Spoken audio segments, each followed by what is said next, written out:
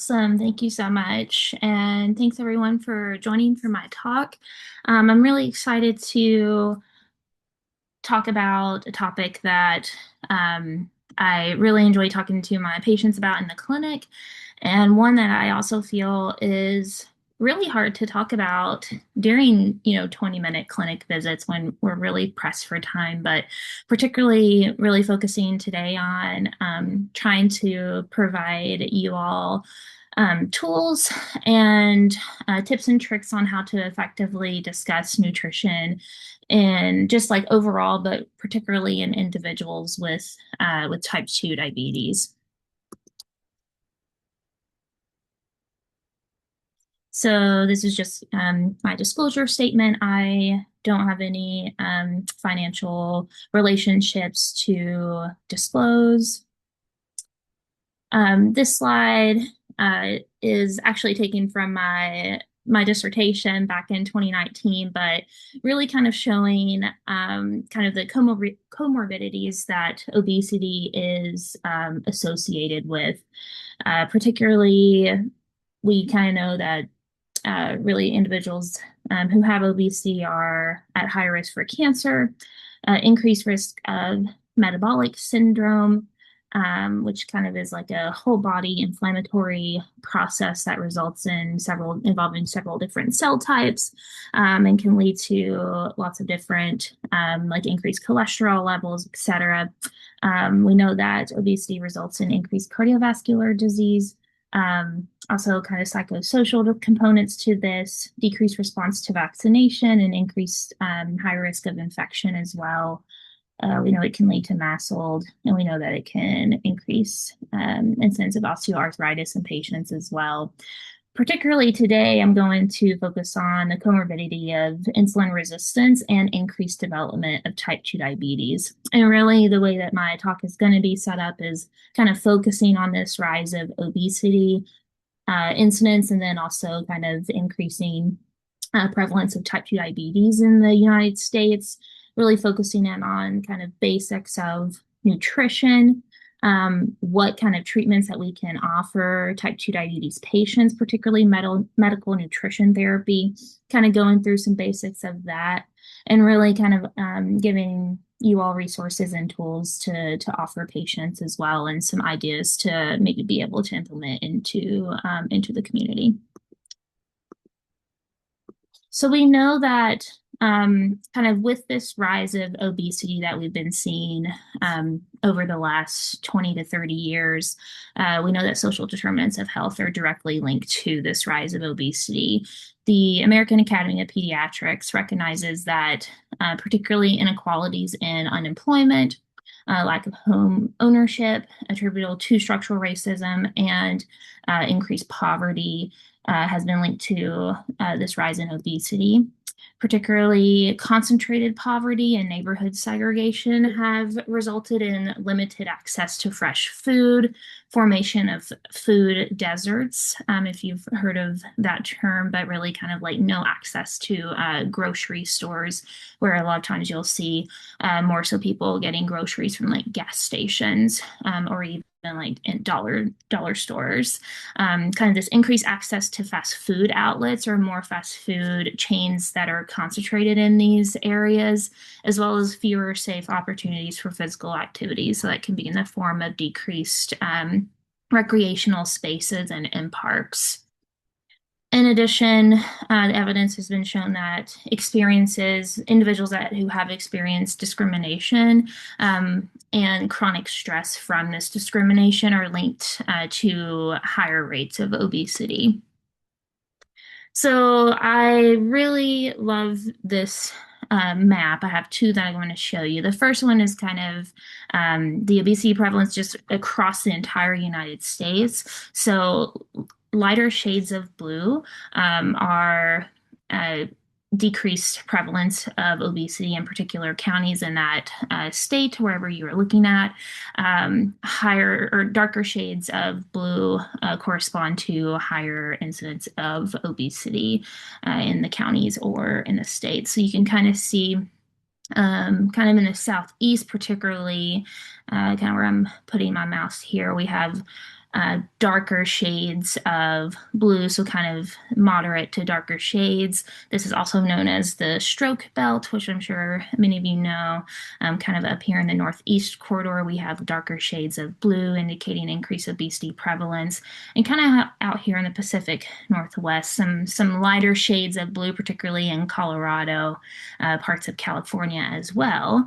But if we hone in on the state of Idaho, you can see kind of like a mix of lighter shades to medium shades of blue with some, we've got like 4 counties in particular with kind of those darker shades of blue indicating higher obesity prevalence. But Ada County right here, kind of like right in the middle, 22 to 28% obesity prevalence. So really, the increase in obesity in terms of numbers is actually quite impressive when you look at the data. In particular, from 1999 to 2000, there was about 30.5% of the U.S. population that was considered obese, and that would be a BMI greater than 25. In 2017 to 2018, that rose to 42.4%. We also have seen severe obesity. So this is class 3 obesity, which is defined as a BMI greater than 40, has increased from 4.7% to 9.2% during this time as well, which is pretty significant. And we know that obesity is one of the main, if not the main risk factor for development of type 2 diabetes, because there's been various data that has shown that greater than 50% of patients that do have type 2 diabetes have some type of obesity, whether that's classification, whether that's class 1, 2, or 3. And what we're seeing is that the abdominal obesity prevalence in the US, and this is across all age groups, both pediatric patients, so children, and those elderly age, this abdominal obesity prevalence has increased from 47.4% in 1999 to 2000 to 57.2% in this data was pulled through 2013 to 2014. And here's just a graphical representation of kind of what I was just referring to. But here on the left, this data was actually pulled from the NHANES study. So this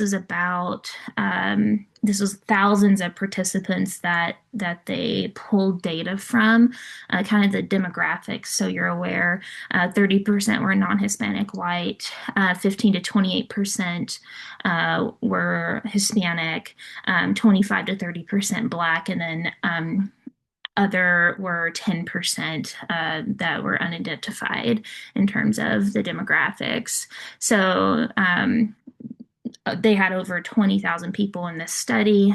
You had to be at least 20 years of age, non-pregnant, and you had to have a reported diagnosis of diabetes from a physician. So those are the people that were included in this study. And what they did is they kind of looked at the different classes of obesity. So class 1, which is a BMI greater than 30, class 2 BMI greater than or equal to 35, and then class 3, which is a BMI greater than or equal to 40. And you can see kind of the percentage of individuals with a type 2 diabetes diagnosis, with class 1 obesity here at the top, with a BMI greater than 30 from the 2000 area up to 2020, we had an increase of 46%, peaked at 60%, up to 58% now. So that's about a 12% increase. Class 2, an increase of about 7% from 24 to 31%. And then individuals with a BMI of greater than 40 that had a type 2 diabetes diagnosis increased by about 5% in the span of this 20 years. And then this graph on the left is depicting kind of the point that I referred to earlier in terms of that we're seeing this increase in abdominal or central obesity that has been tied to type 2 diabetes. So you can see individuals that did not have central obesity, and this was classified in individuals with a waist circumference in men over 102 centimeters and in women over 88 centimeters was the classification of whether you were centrally obese and normal. And you can see that the percentage of individuals that are classified as centrally obese with a type 2 diabetes diagnosis is much higher than those that do not have central obesity, and also has risen over the course of the 20 years from 72% to 79% in individuals with central obesity that have had a type 2 diabetes diagnosis. So, kind of just reviewing how we diagnose type 2 diabetes. So, according to the American Diabetes Association, there's 4 diagnostic criteria. The most common that we do in the clinic is you have an A1C greater than 6.5%, greater than or equal to, 6.5%. And I feel like this is generally the most common way that diabetes is diagnosed. The second most common way is a fasting plasma glucose greater than or equal to 126. Individuals have to be fasting for at least 8 hours, so no caloric intake during that time. Another way that you can diagnose type 2 diabetes is an oral glucose tolerance test with a 2-hour plasma glucose level of greater than or equal to 200. And this is by taking like an oral glucose drink. And the fourth way is that individuals who are symptomatic of type 2 diabetes, so that can be that they're really thirsty, they're urinating excessively, or they have unexplained weight loss, and they come into your clinic with those symptoms, and they have a random glucose level of over 200, then that is diagnostic of type 2 diabetes, but you have to have both the symptoms and that glucose level over 200. So really just wanted to go through next kind of the pathogenesis and the complications of type 2 diabetes. I've kind of been talking about a modifiable risk and obesity in the previous slides, but other kind of what we think of modifiable risk factors are low physical activity, kind of the nutrition and diet as well. I will say they are modifiable, but really are, as we see with our patients, it's sometimes and oftentimes very hard to modify these factors because so many patients are experiencing houselessness, transportation difficulties, and financial difficulties. So it can be quite hard to modify these, and it's one of the purposes of this talk is to try to provide useful advice when patients are experiencing these really difficult, challenging things that may prevent them from being able to modify physical activity or nutrition. Other non-modifiable risk factors that we think of in type 2 diabetes are genetic predisposition and a big one, family history as well. So really what happens with type 2 diabetes is you kind of get like a metabolic syndrome that occurs. And this can kind of happen with affecting like the gut microbiota, which results in increase of pro-inflammatory cytokines. You can also have mitochondrial dysfunction and release of reactive oxygen species, which can result in various damages at the molecular level. As a result, kind of when this happens over and over, it results in your body kind of remembering these things. And what happens is you get defective insulin secretion by pancreatic beta cells. This results in kind of a decreased response to insulin that your body would normally have, which would be to lower glucose levels and insulin sensitive tissues. And that results in the formation of insulin resistance. In addition, you get a 2 to 4-fold increase in cardiovascular and stroke risk.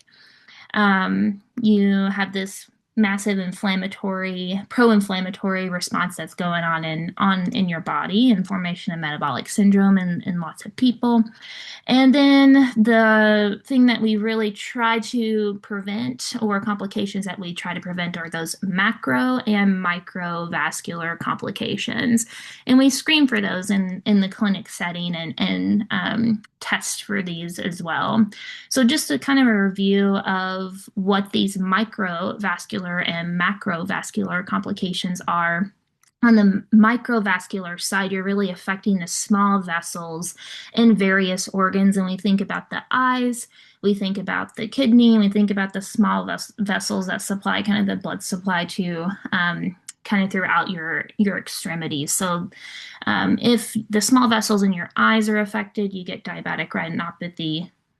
Conversely, in the small vessels are affecting the kidney, you get diabetic nephropathy, and you can get diabetic neuropathy. So those pins and needles sensation that lots of type 2 diabetes patients will endorse if they have an A1C that's really what we call uncontrolled, which is greater than 8, but a lot of times we see this in individuals with A1Cs of between like 9 and 12, and they form diabetic ulcers because they cannot feel their feet because of horrible diabetic neuropathy. On the other side, with macrovascular complications, we know that we have an increase in coronary artery disease, stroke, and peripheral vascular disease. So this graphic here just kind of demonstrates our current treatments of type 2 diabetes. So kind of starting here with pharmacological therapy, we have excellent medications and new medications that are always coming out in terms for the treatment of type 2 diabetes. We know that tobacco and smoking cessation, as well as vaping cessation, it significantly lowers risk of cardiovascular disease and also improves glycemic control. Health behavior counseling, so like health coaching, behavioral health, psychosocial counseling, making sure individuals are sleeping well and that this sleep is of good quality. In addition, routine physical activity. DSMES, which is basically like diabetes counselors, making sure that individuals are able to understand kind of the pathophysiology of their disease, how to, kind of check their glucose levels if they're insulin dependent, and understanding like how to use their medications as well, and just really excellent education on their disease as a whole. And then medical nutrition therapy, which is what I will be focusing on today, which is partnering with registered dietitians to really hone in on the nutrition aspect for type 2 diabetes.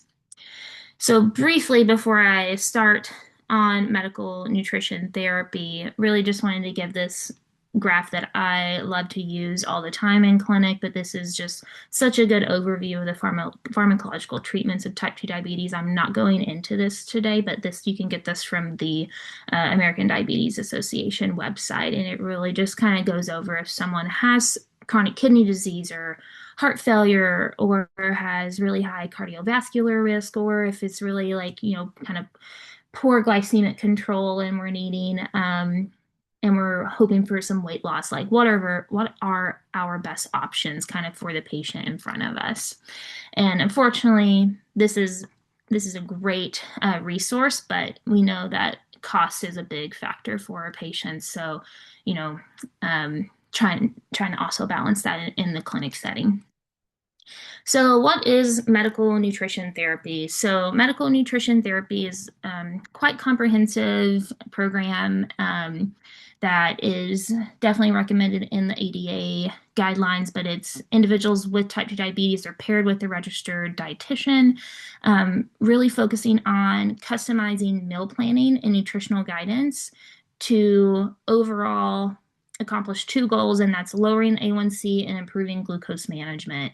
And they do this by really honing in on carbohydrate management, understanding how carbohydrate intake is linked directly to glucose levels, managing portion sizes, achieving weight loss, focusing in on maintaining a healthy weight, integrating physical activity, and also coordinating meal and snacks to maintain blood glucose levels throughout the day. So really kind of some basics of nutrition are kind of understanding what are macronutrients. Macronutrients are proteins, carbohydrates, and fats. They are essential dietary components that provide energy and support vital physiology that we all need to survive each day. Proteins generally in the general adult population will account for about 10 to 35% of daily intake. These can be both from animal and plant sources, and we'll get into what those are a little bit more in detail. In addition, carbohydrates account for about 45 to 65% of total energy intake, and they are the primary energy source for the body.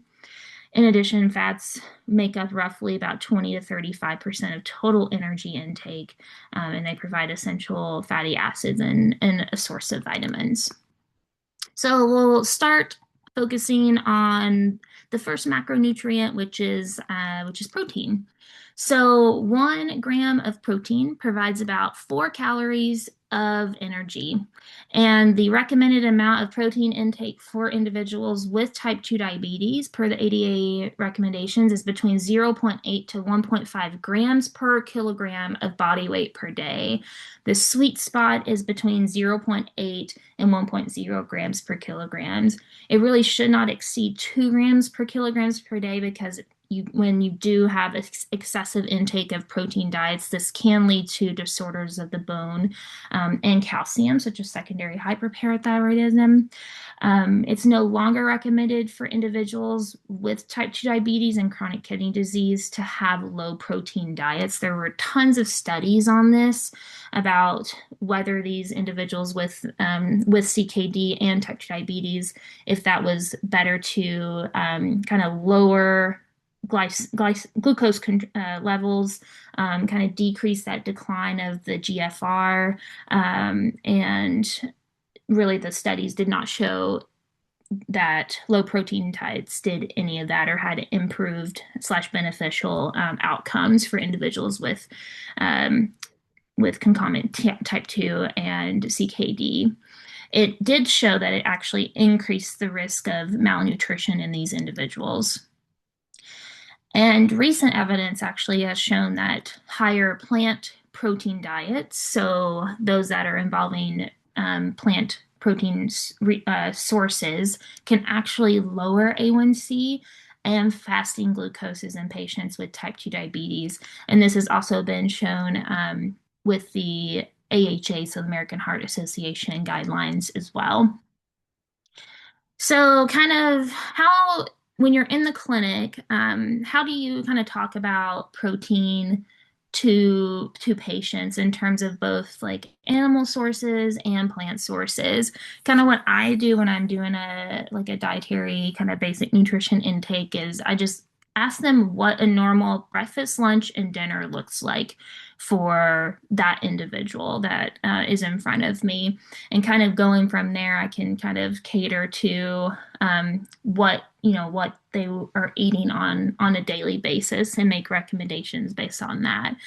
But on the right, you can definitely feel free to use this and give it to your patients. But this is from the Andrew Weil Center for Integrative Medicine. I'm involved in a curriculum for integrative medicine right now in residency, but this is something that you can give to patients to kind of recommend more healthy and nutritious sources of protein, both plant sources and animal sources. So per the 2021 AHA guidelines, really when you're choosing healthy sources of proteins, you're wanting to make sure you're recommending like lean cuts and unprocessed meats, a higher predominance of plant sources, and low fat or fat-free dairy products, particularly with the animal sources, really focusing on those lean meats. So that'd be chicken, turkey, tuna, pork tenderloin, lean ground beef, salmon, tuna, focusing in on eggs, yogurt, cheese, cottage cheese, low fat milk or milk alternatives as well are perfectly fine. Also encouraging 2 servings of fish per week, and then trying to lower intake of processed meats, and that are, the big one that I see a lot in clinic is deli meat, pepperoni, sausage, hot dogs, bacon, things like that. In terms of plant sources, really focusing on like whole grains, nuts, nutritional yeast, soybeans in the form of tofu, edamame, legumes in terms of chickpeas, split peas, and lentils. And then this kind of goes through several of these examples that I just provided and a few more as well. The next macronutrient that I would like to focus on is carbohydrates. And kind of before I get into some examples for carbohydrates, it's really important to know, especially in individuals with type 2 diabetes, about the glycemic index.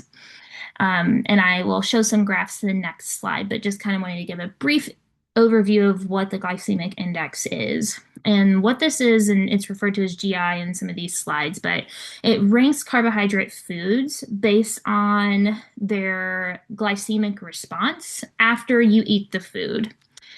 In addition, we have something called glycemic load, also referred to as GL, and this is the glycemic index multiplied by the total quantity of carbohydrates consumed for the snack or for a particular meal or a particular food. And glycemic index is really how fast the sugar hits the body. Glycemic load is how much sugar hits and relatively how fast this is. And what you're aiming for are foods that have a low glycemic index and a lower glycemic load, which is corresponding to a higher fiber eating patterns that from what the literature has shown. And this matters for a few reasons. We know that an increased intake of higher foods, or sorry, foods that have a higher glycemic index, more intake of these foods can lead to increased all-cause mortality, type 2 diabetes, diabetes-related cancer, and cardiovascular disease. So moving on to what this looks like, kind of graphic representation of this. On the left is a glycemic index chart. So imagine the red line is a pack of instant oatmeal. The blue line is, imagine that it is steel cut oats. Steel cut oats have a lower glycemic index. A package of instant oatmeal has a higher glycemic index. So let's say here at the start, I have a pack of instant oatmeal. Immediately within that first hour, I get a really nice sugar rush. I'm feeling good. I'm feeling full, and I'm ready to go out my day. And this is kind of depicted with this large kind of glucose load or glucose rush that you get. But as you see, it only lasts for about an hour, and you get a pretty sharp decline. And that's when you start feeling really tired. Maybe you get really hangry, or you have a headache. You also you're just wanting something else to eat. So really, kind of not keeping you full for a longer amount of time, and this can lead to overeating. In addition, wanting to have or pick foods that do have a higher glycemic index, because your body's just naturally going to kind of crave those type of carbohydrates. In addition, if you look at the blue line, this is foods with lower glycemic index. So in our example, we're using steel cut oats. So yes, you do get a sugar rush here. You get kind of what your body is wanting and feels satisfied, feels full, but it's nowhere near to the degree that you were getting with the instant oatmeal. And it kind of just stays more flatline, which keeps your body happier, and your body's not going from 100 down to a zero and feeling as depleted. So overall, you feel more full over time, and not coming down from such a high sugar rush, which is helpful for making you feel better, and also tend to crave less high glycemic index carbohydrate like foods. And on the right here, this is kind of just some foods in terms of like classifying their glycemic response or glycemic load. So you can see that the top is just 100% glucose, and then the next level we have cornflakes, cereals, rice cakes, jelly beans, baked potato, 80 to 90% glucose. So you would be like here and over on the left, where you have that massive glucose load peak. And then kind of moving down, you've got whole wheat bread, pizza, Coke, pineapple, and cantaloupe, so really sugary fruit, 60 to 70%. And as you move down, you can see really the foods change. So kind of in the middle, bananas, sweet potatoes.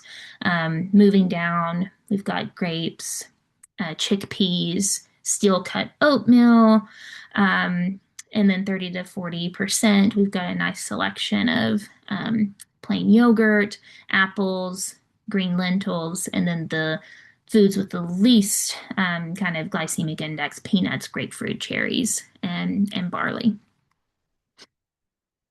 So, kind of just keeping these in mind with particular patients, you do want to make sure that individuals that are on insulin that do have type 2 diabetes, so insulin dependent patients, making sure that if those individuals are taking lower carbohydrate diets, making sure you're having a close oversight and making sure they're paired with a registered dietitian.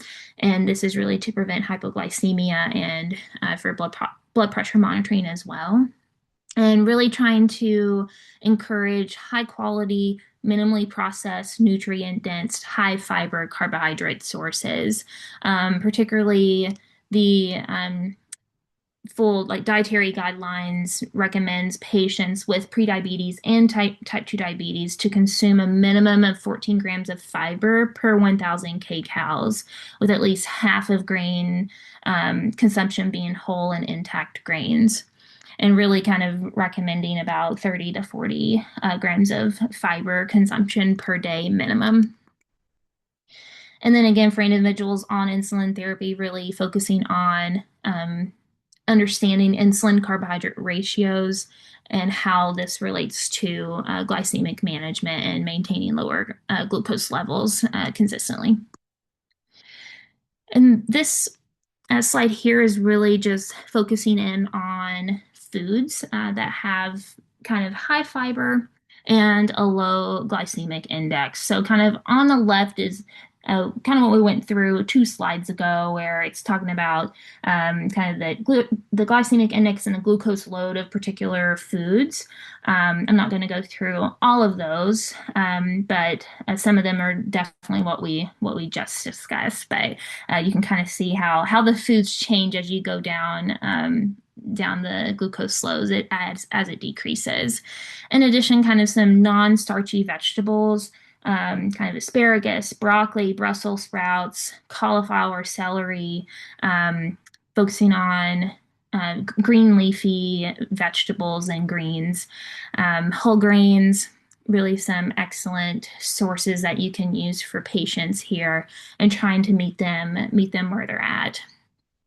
In addition, fruits as well, excellent ones that have that are really good for a low glycemic index, because as you've seen with some of the other fruits like pineapple, cantaloupe, those actually are very high glycemic index, so actually might not be the best choice for patients. And I pulled these from this UW site that kind of goes over glycemic index, and I think would be excellent to hand out to patients, especially those that are on insulin. And even if time is warranted, kind of like walking through some basics with them too, but has excellent resources in that link. And really the last macronutrient that I want to focus on are fats. I'm a little partial to polyunsaturated fats because that's primarily what my PhD research focused on. But there's several different types of fats or fatty acids. You've probably heard saturated fatty acids. These are a single structure. They don't have a double bond. Trans fatty acids have one or more double bonds in a trans configuration. Monounsaturated has one double bond in a cis configuration, and then polyunsaturated has more than one double bond in a cis configuration, and often they're bent.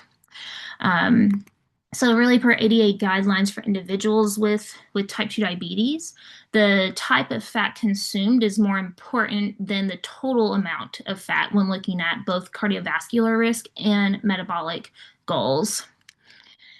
You want to limit the percentage of total calories from saturated fats per the ADA guidelines.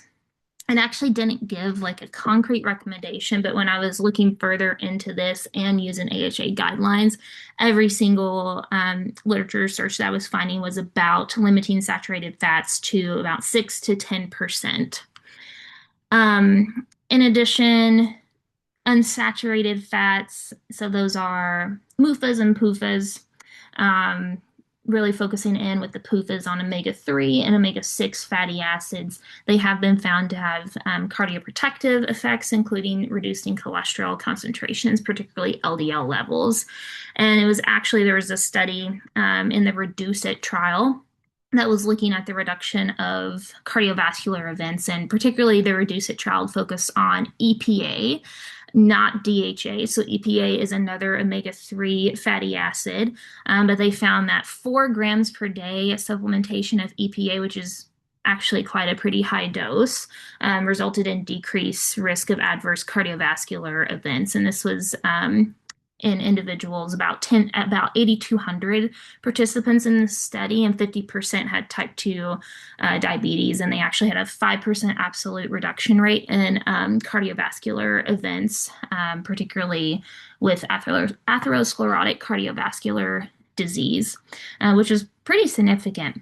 If you look at the top, really trying to eat more MUFAs and PUFAs. So avocados are a great source of monounsaturated or MUFAs, as well as olive oil. PUFAs really trying to hone in on that green leafy vegetables. The parent molecule of DHA and EPA is known as alpha linoleic acid, that really contains that's found mostly in green leafy vegetables. So like kale, broccoli, things like that. You also get omega-3 fatty acids, both DHA and EPA, in particularly fish. In addition, you want to limit saturated fats to about 6 to 10%, avoiding trans fat, which we see predominantly in fast food. And then here on the bottom, this is like a good handout that you can provide to patients about focusing in on omega-3 fatty acids.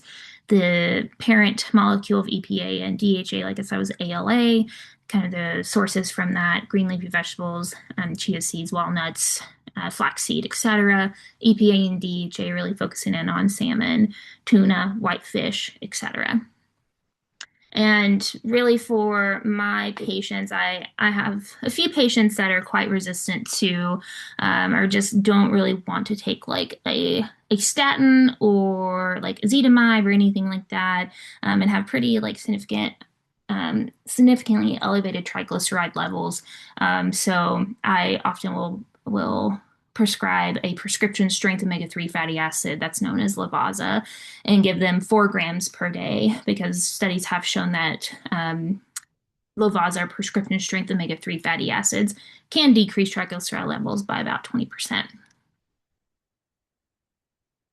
All right, so how can we help mitigate barriers to nutrition? I think screening for food insecurity consistently is super important, and really identifying those patients that might be at high risk and referring them to case management for assistance with federal programs like SNAP-WIC, school meal programs, Meals on Wheels for elderly individuals, and et cetera. We have a pretty cool program. It's nationwide, but there is one in Idaho, and it's a produce prescription. You have to be connected as like a health partner, but once you are connected as a health partner, you can actually write a prescription, electronic prescription, for individuals to take to the grocery store, and it's like a voucher, and they get free produce, which is pretty sweet. In addition, teaching kitchens, and we have one coming up with Full Circle in about a week and a half, partnering with a local ER physician, and then providing nutritious recipes as a resource for patients as well.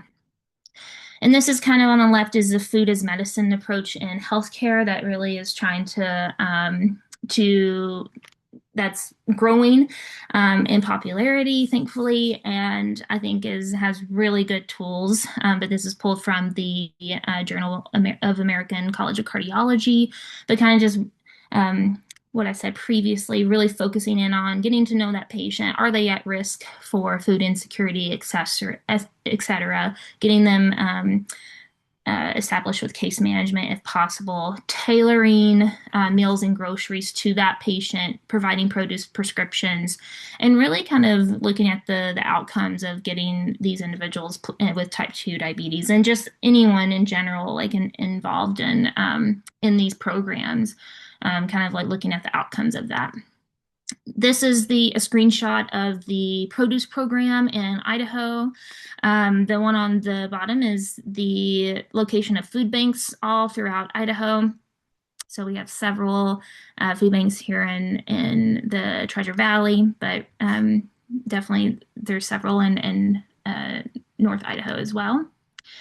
And I really just wanted to touch on the Mediterranean diet.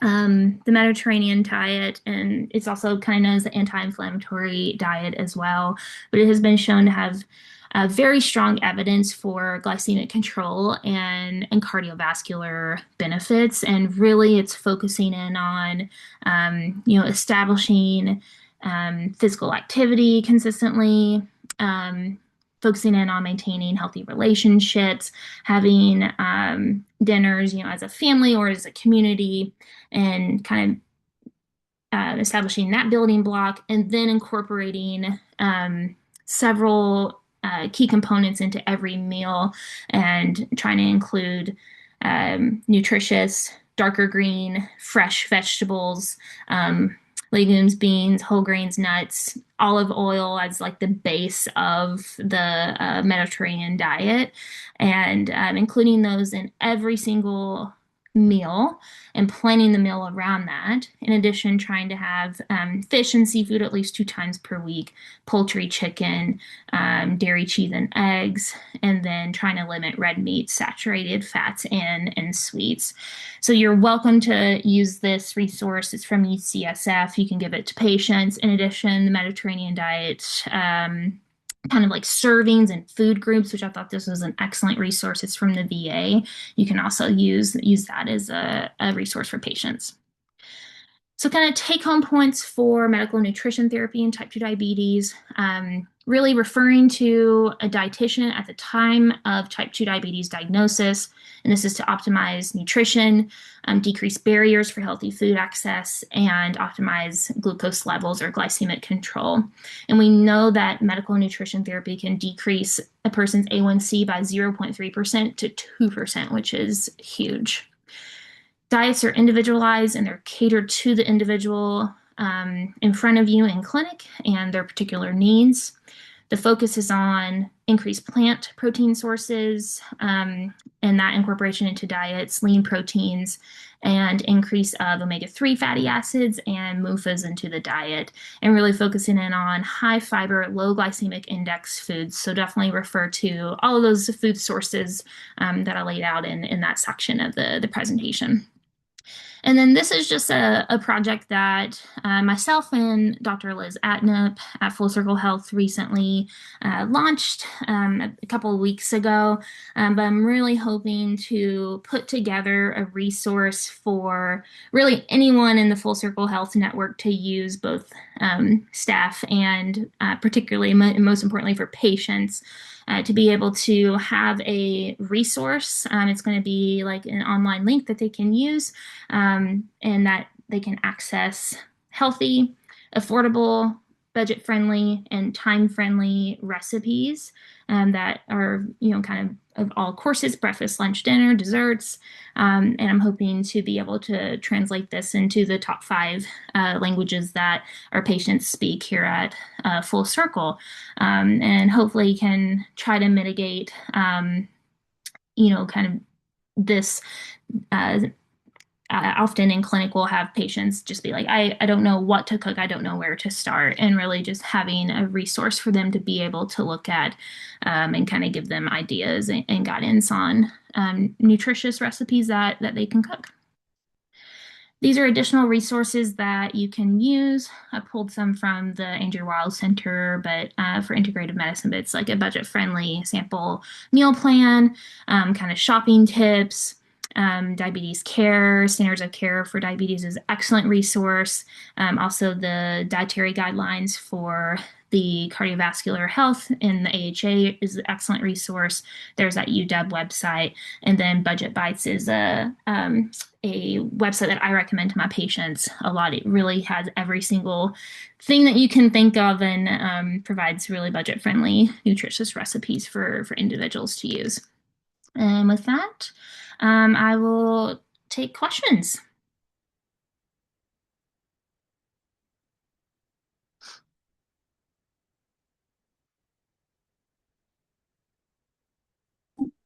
I've got one, Miranda. I feel like I've sent a couple patients off to the dietitian and they come back and it's not, I was like, how'd it go? And they're like, I feel like I didn't really learn much. I feel like I didn't get much out of it and they just weren't really excited about going back. So it's made me pause on sending that referral. Is there anything I need to do to like make it more specific? Yeah, I think what I would do is kind of just making sure to kind of go through what was discussed during that visit. Was this just like the first visit where they were kind of, getting to know each other?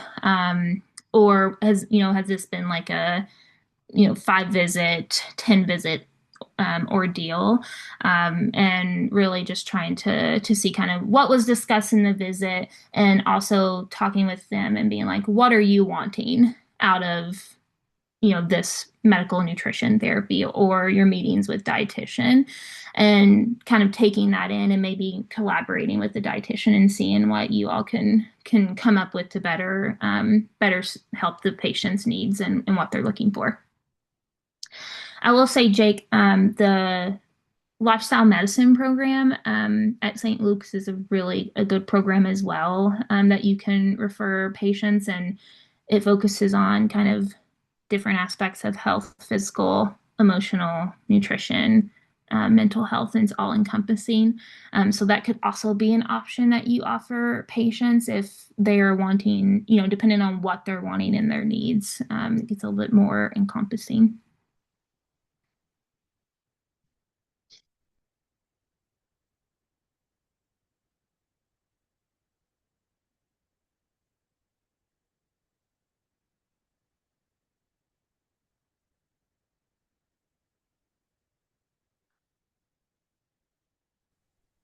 This was so great, Miranda. Thank you so much. I really appreciated the specific resources and the thought about budget because I think that's such a barrier for people. I think the other thing that often comes up for my patients is just the lack of refrigeration or storage. And I wonder if you have any like pearls or ideas about overcoming that with kind of fresh produce. Frozen, I Yeah. guess maybe, or but then they still need, yeah.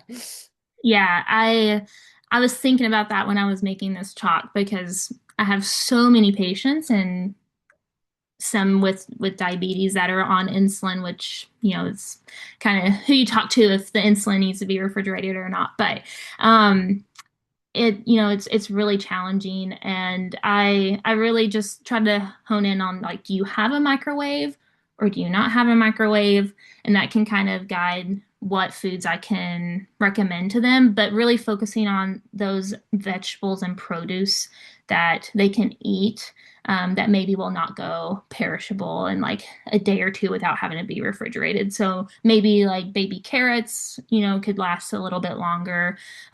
Dried fruit is like a really, and dried fruit and vegetables as well is like a good option for individuals that maybe don't have like refrigeration and whatnot.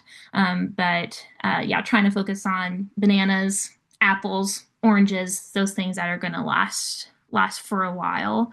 And also making sure that they're like cost effective. So can they eat them within like a week? Like an apple a day or an orange a day, or that bag of baby carrots, whatever the case may be. But it does get challenging for, when you're thinking about like the cheeses and the yogurts and whatnot, because it's just not an option, which is tough. Yeah, that's great advice. Thank you. Mm.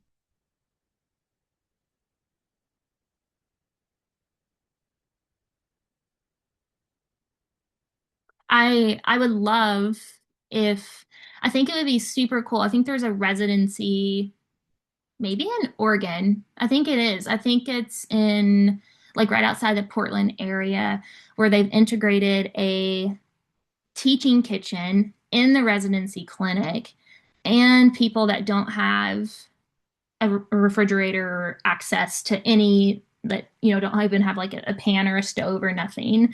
They can like that's their space, and it's like a community space, and I think that's so cool. So I would that would be like my overarching goal for a full circle. That would be really cool if we could like offer that space for patients and have that storage space. But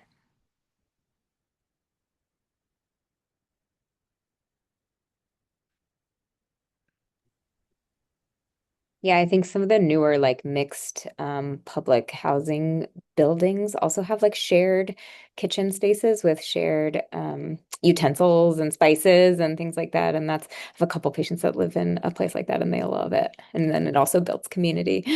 yeah, totally. I think it would be cool if we could like go into that space and Mhm. make recipes. So I have so many ideas. Oh. Love it. Love it. Miranda, I had a super quick question for you. Amazing presentation. Loved it. Uh, I just was wondering, I feel like sometimes with time constraints, I'm like, okay, you can go see a dietitian, or like we have diabetic educators, and that feels like an easy way to include nutrition, but I'm not doing it. And I wonder about, you kind of talked about how visits are short. Like, how much time are you dedicating to nutrition, or feeling like, okay, we have a team approach, like we have a dietitian, and I feel like we don't have enough time to talk about nutrition, and it's obviously also like it is medicine, right? Food is medicine. So Yeah. how do you balance that? Yeah, and it helps so much when you get to know your patients and you have that continuity because every visit is not like a new patient coming at you, which I feel like in intern year, I really could not talk about nutrition. But in R2 and R3 year, I've found that as I get to know the patient and I know like what their home life is and, what barriers they may or may not have, I think it just becomes natural, or I'm able to integrate it into the conversation and just do a check-in and being like, oh, well, how's, kind of last time we talked about trying to increase those green leafy vegetables into your diet. How do you feel that that is going? And that just gives me a gateway into assessing, A, if they're at risk for food insecurity, and also kind of what their dietary patterns have been like since I last saw them, 3 months ago. So I kind of just like try to plug it in naturally into my conversation. And then I spent about like 2 to 3 minutes assessing that. And depending on kind of how the conversation goes, I've even like written out like meal plans for patients like really fast or kind of like grocery lists for patients. But I have like lots of resources that I pull in that I send to patients if they have like my chart, and I send it to them, or I'll have them like print off the resources that I attach at the end as well. But generally, Maggie, about 2 to 4, 2 to 5 minutes, pending the visit.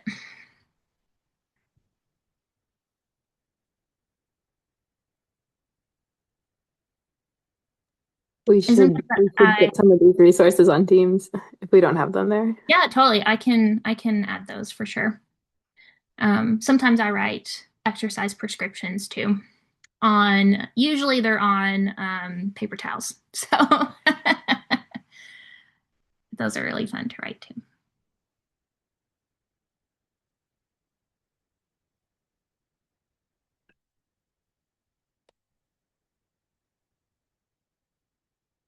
All right. Any other questions?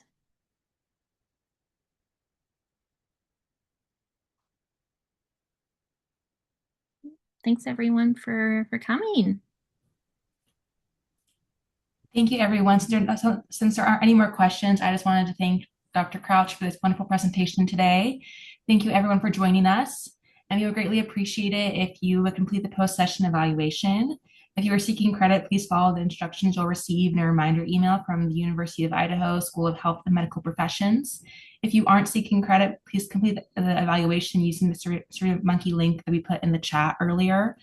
We also invite you to join us for our next continuing education session, Asymptomatic QTC Elongation for the PCP, presented by Dr. Lewis Hay on March 11th at 12:30 p.m. Mountain Time. And with that, thank you and have a great rest of your day, everyone.